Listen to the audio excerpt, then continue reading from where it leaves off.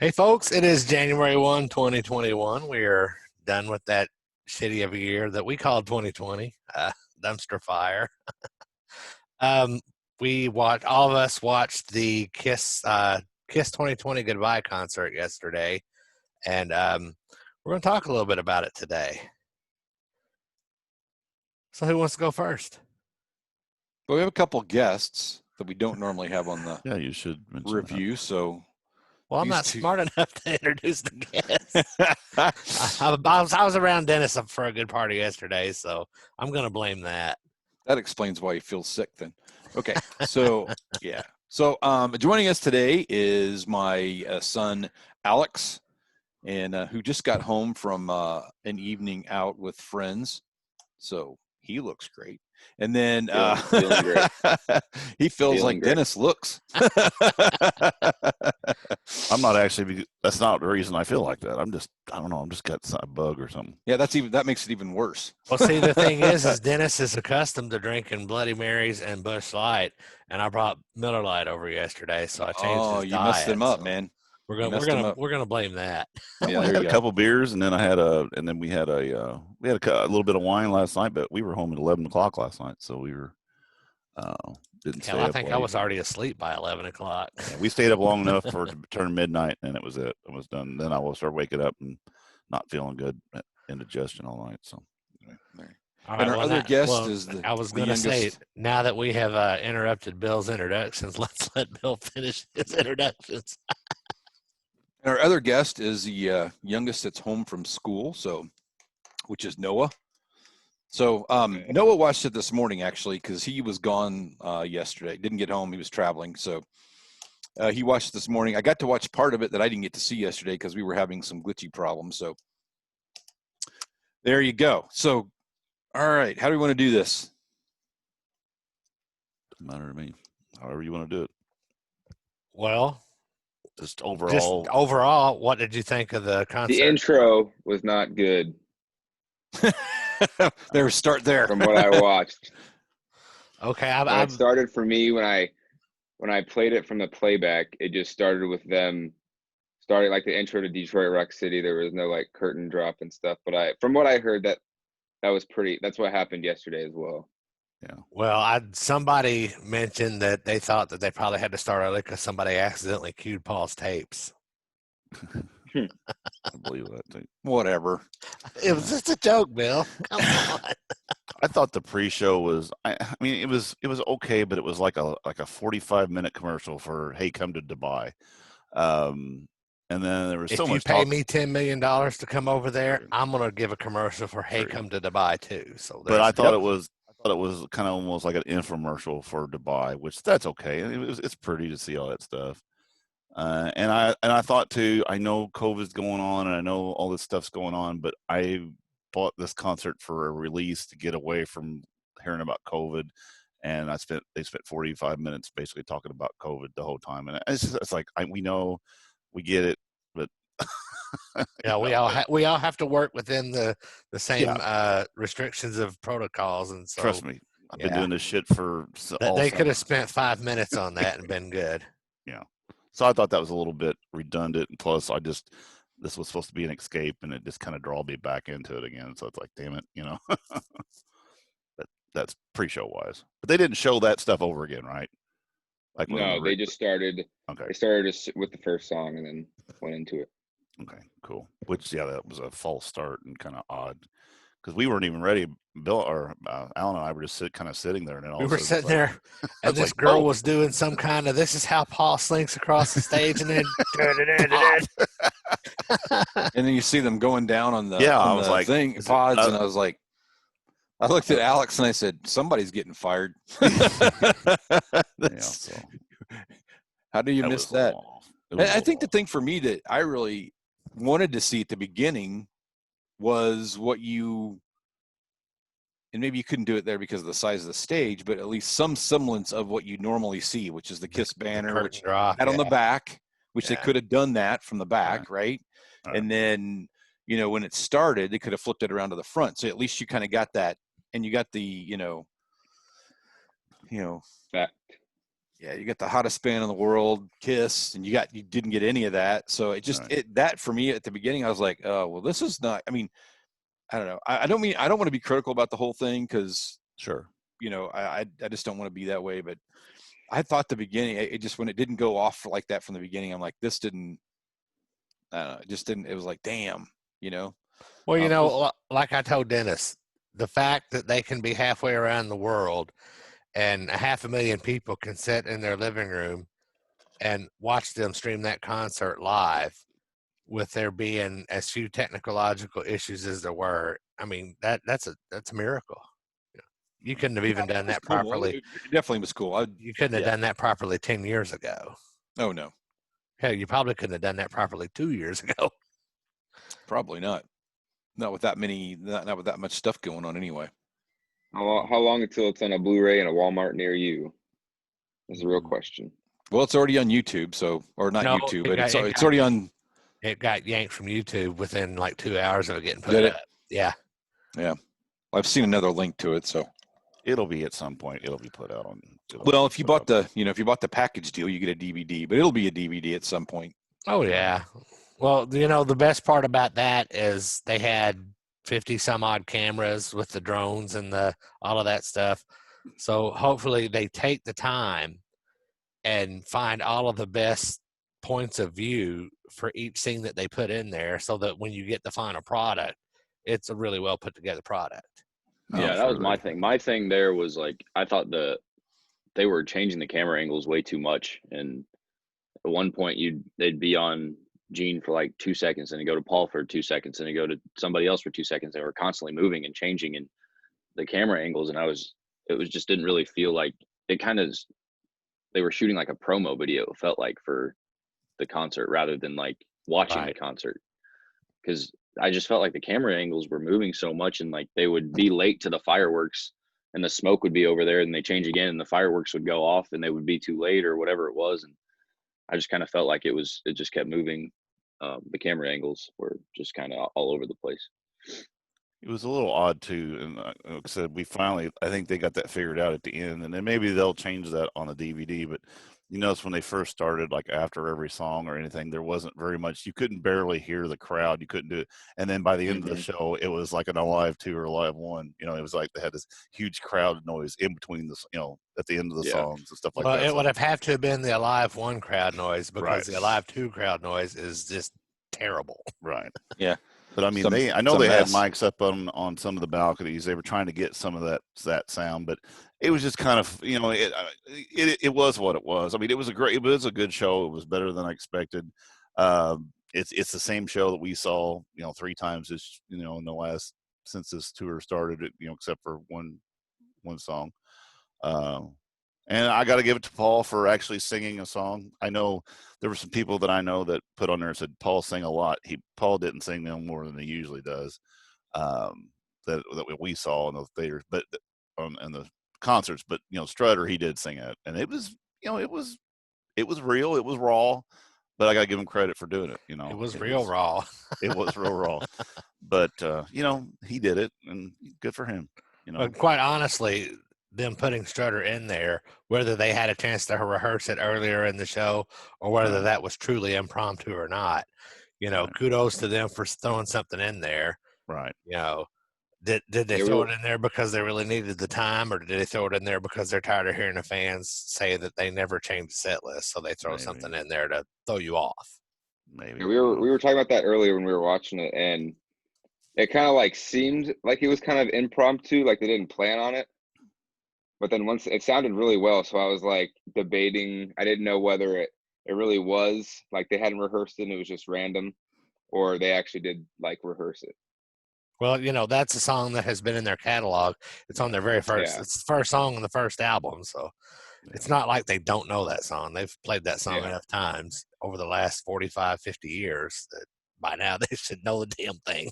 Well, but it could have been one of those things that they were practicing it. They didn't know if they would have time to put it in. It all really depended on what was going on with production and the show and the whole thing. And finally they went, okay, we've got like 3 minutes to kill. We got to do something. So because it got, right after that, then they did the, the whole thing with the Guinness. Yeah, the Guinness, and then it ran right into Rock and Roll Night that only had like 5 seconds left before midnight. So it didn't. The timing. You know, I feel so bad for Kiss when it comes to those, because that's like the third midnight countdown that they have screwed up. Well, that's a production issue, and I don't know how that happens, but it does, because the intent was that whole pyro thing at the end, at least what I read, would be at midnight. That was the intent, and it was a few minutes there after midnight, I guess it was. But yeah, whatever. But I thought overall, I thought the show was pretty good. We had some technical difficulties here, but I think it was just our home Wi-Fi thing. But I thought I thought the sound was really good. The sound was much better than I expected it to be. Right. You could really hear the bass. Being the bass player, I was kind of pleased with that. Yeah. I wasn't terribly surprised by that. I think that Gene gets a little more props when those kind of events than not. I thought musically it was really good. I thought that Eric and Tommy did a great job and did exactly what they were supposed to do, and I thought that all went really well. And the pyro was was cool as hell.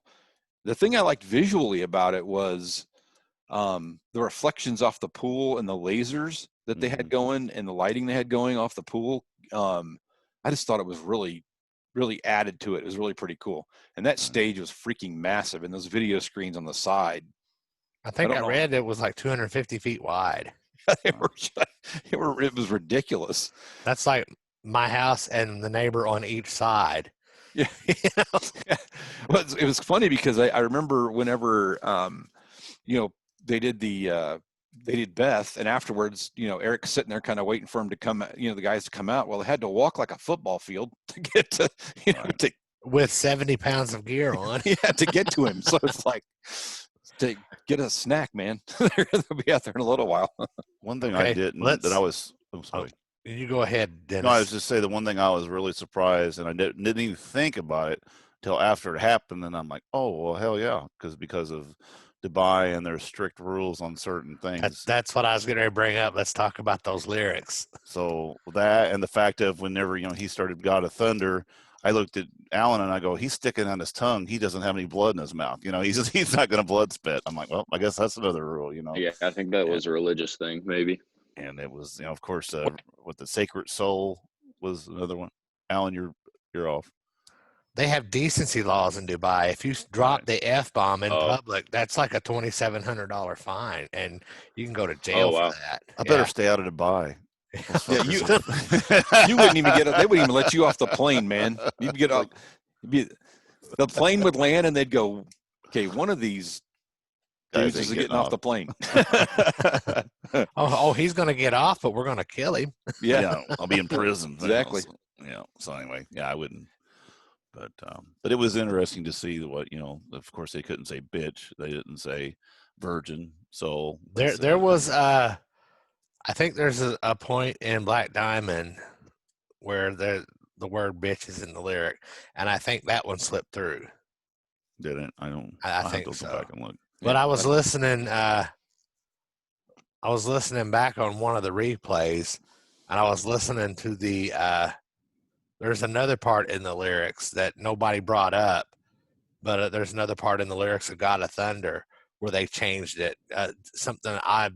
The demons, they changed the word demons to something else too. No, I didn't know that. And I didn't catch anybody else saying anything about that, but I noticed that he had changed that. So interesting. So I'm sure that part was due to their religious beliefs. Right. Oh, I'm sure of that. And all of you people who are on Facebook complaining and bitching and boohooing because they sold out, fuck you.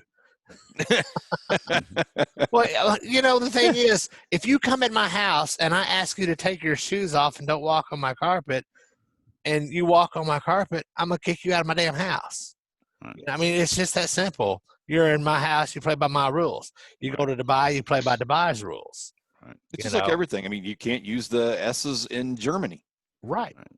Like, you can't use the logo S's in Germany. Right. So you that doesn't mean they don't go to Germany. It doesn't mean you have to adapt. If you don't adapt, then you lose Well, that's no different than when they did MTV Unplugged, and that line in Domino where they says "got to have it all" instead of "got you by the balls." Right. You do what you got to do to get what you need. Yeah, or you won't be back. So. That's right. Yeah. Or they won't podcast it at all. Right. Yeah, could have been worse. Yeah. But I'm glad they did it. I'm glad it went over there. I'm glad I bought it. I'm glad.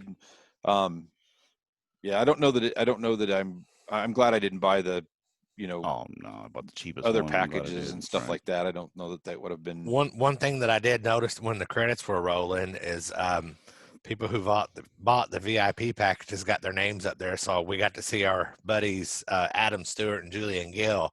Yep. Both of their names are right there together.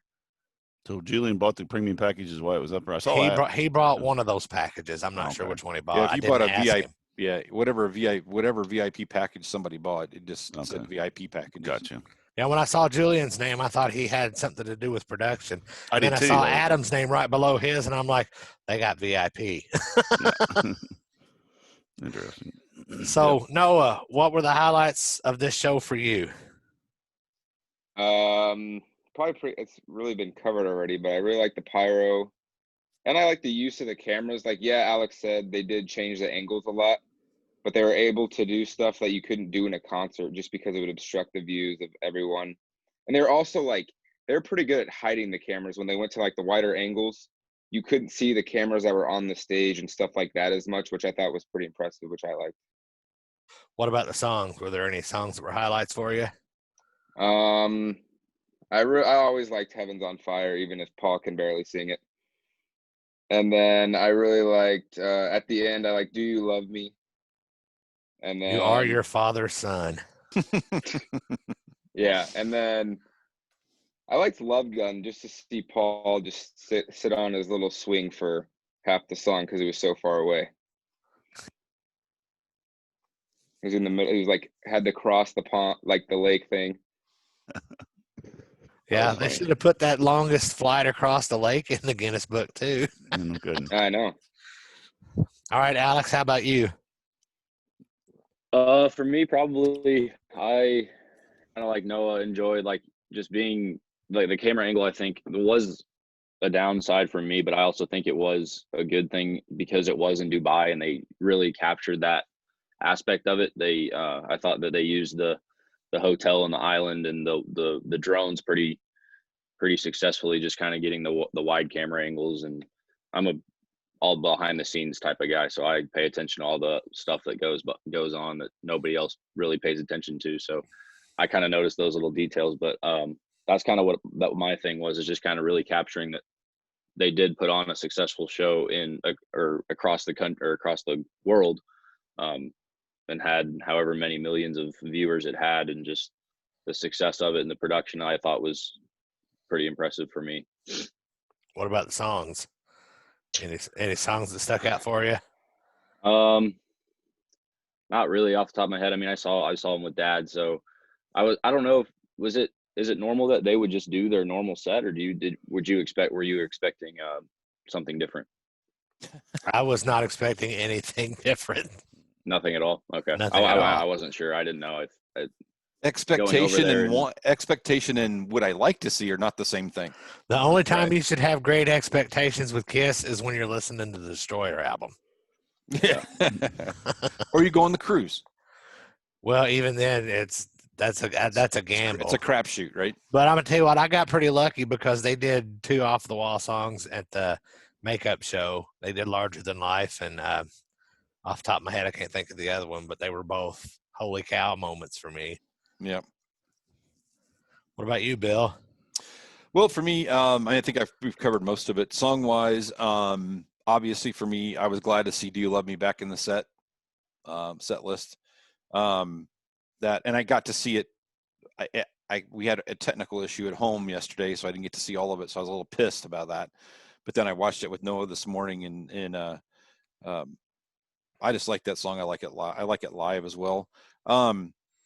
Heaven's on Fire is one of my favorites as well. And I, like Noah said, I don't expect I don't expect Paul to be able to hit the notes, and I really don't care that he can't, and it's okay because, like Paul says, if you want to hear Paul do that song, you need to go, listen to the CD because that Paul can do that, but this Paul can't really do that anymore. And then I liked the Strutter. I was excited to see that thrown in there, and something different, and at least we haven't heard it for a while. So I thought they did a good job, and I thought everybody. I mean, I thought again, I said it a while ago. I thought Eric and Tommy played their butts off, and they carried the backing tracks. Well, not the backing tracks. They carried the background vocals very, very well. And I think I know there's all this controversy about whether Paul's lip syncing and whatever. He probably was to some of it, but I don't know that he was to as much of it as maybe he had before, because I think they had Eric and Tommy doing a lot of background vocals, more background vocals than I remember them doing in the past. So I'm not sure how much of the backing track stuff was being used, and I really don't care, and I don't want to have a 30-minute conversation about it with anybody. So doesn't matter. It is what it is. I was also gonna say, like, I did notice, I think Paul gradually got better as the show went on. Yeah. Like during Detroit Rock City, the first song, it was like, oh, this is gonna be a long show. But I was pretty impressed how time went on, the songs, his voice started to get better. Well, Dennis, or not Dennis, Bill, you were talking about Do You Love Me? One thing that I noticed that I had never paid attention to before is like Paul would sing the line, "You really like my limousine." And then I noticed Eric and Tommy saying, "You like the way the wheels roll." And then Paul came back in with, "You like my 7-inch leather heels."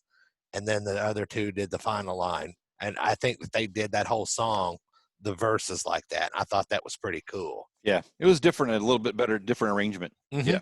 Yep. All right, Dennis, what about you?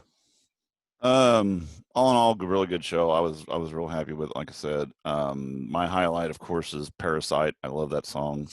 We were getting ready to go live with Kiss FAQ and that came on, and I'm just like, boop. Turn that shit off. They're like, "Hey, what's up?" Boop. We're cranking it up. No, and I even mentioned this to Alan. Well, number one, Eric is a complete animal. I mean, he wears that makeup. He deserves that makeup. He's been the best drummer that Kiss has ever had, and will continue to be that guy. Tommy sure doesn't get his fair share. I do love Ace, don't get me wrong, but I'd rather see Tommy up here playing those songs, because when he plays them, you're going to get it note for note. It's going to be perfect almost every time. He fits right in. He doesn't get much. He needs more accolades and not so much crap as everybody gives him. Being putting Ace's makeup on. Let's get over that shit. Be done with it. Yeah, they've been in the band for like almost 20 years. Exactly. So, and been in the band. Both of them have been in the band longer than the other two were ever. And I've said this before. Tommy just didn't get that job. Tommy earned that job. He worked his way up from getting coffee, being a gopher, to doing production and doing everything else. So no, he deserves it. Yeah, I was glad to see Paul singing Strutter. I thought that was good to hear a different song. And I tell you what, Gene's on the top of his game. For a guy his age, he's looking good. He's sounding good. He's playing well. Do not like that Thunderbird bass he played for that one. Was it one song or 1.5 songs? 1.5, yeah. That Thunderbird bass just does not look demon enough. It's just not a good looking guitar on. Sorry. But that's all in all, I'm glad I spent the money, and I'm glad I got to see it, and now we'll see what happens. I think this is actually going to be kind of almost like maybe a recipe for other bands to start doing this, start getting back into it. I'm sure that the protocols they used are probably going to be used. I mean, they were overboard, which they said, but they had to do it. But there we go. Get these people back to work. Right. Get some concerts for us. So there you go. Well, non-music wise, one of the highlights for me was to see that Gene and Paul had both. It looks like they spent the 9 months that they didn't get to do anything working out, because they both looked like they had lost weight and gotten themselves in shape. And everybody, like y'all said, Tommy and Eric were both on top of their game. They're both both doing it like a beast, and Gene, you know, he played his part well.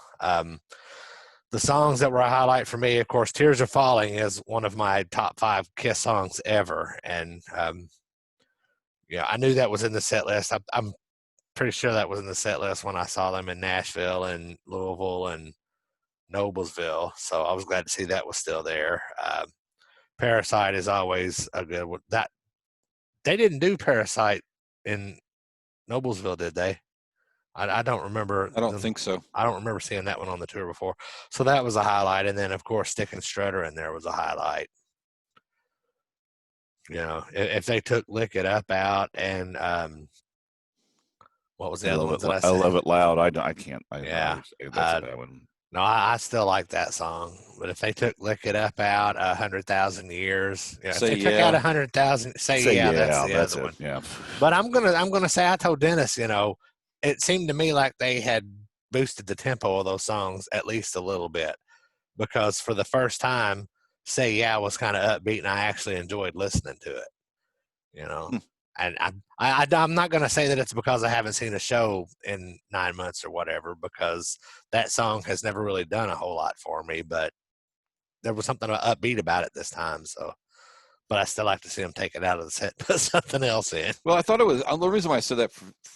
You know, well, yeah, they could take it out; it'd be fine.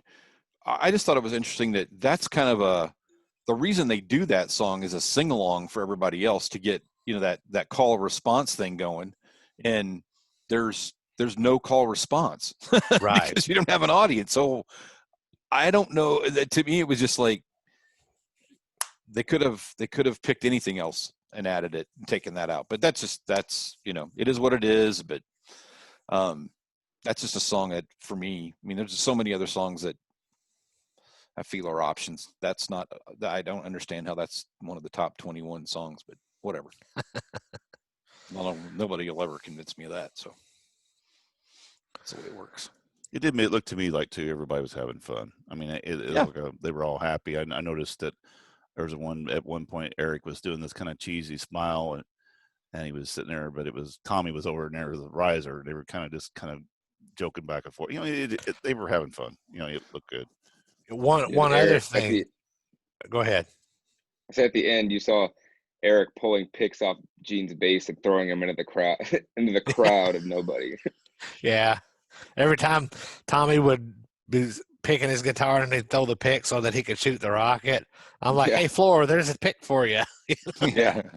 One thing that I did notice about Gene is he made it a point that just in odd places he would shout out like, oh yeah. Or, you know, just he would shout something out so you could hear him or whatever. So I always thought he did that so that people would know that he was live. Yeah, I thought that. I thought the other thing was kind of odd though, was the stage.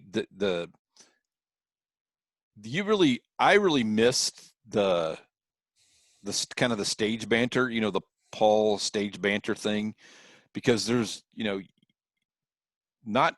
I wonder for them what it was like, because you're used to at the end of a song you hear this rush of the crowd, or telling some stupid story and you get a reaction from the crowd. Now you're just telling a stupid story and a story and it's just there's nothing.